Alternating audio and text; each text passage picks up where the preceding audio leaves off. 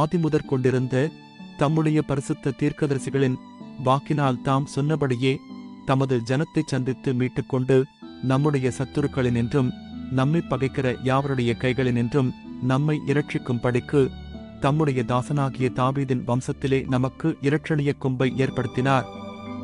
பரிசுத்த லூக்கா எழுதின சுவிசேஷம் 1வது அதிகாரம் வசனங்கள் 73 முதல் 75 வரை.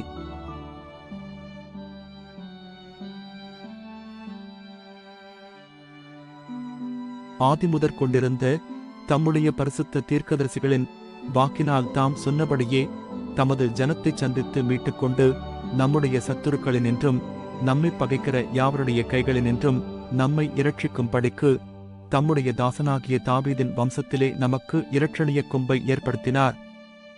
பரிசுத்த லூக்கா எழுதின சுவிசேஷம் 1வது அதிகாரம் வசனங்கள் 73 முதல் 75 வரை.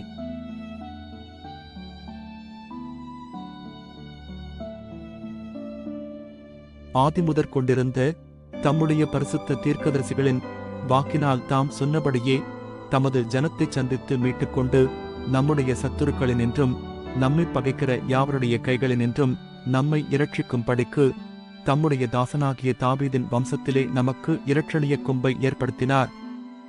பரிசுத்த லூக்கா எழுதின சுவிசேஷம் 1வது அதிகாரம் வசனங்கள் 73 முதல் 75 வரை.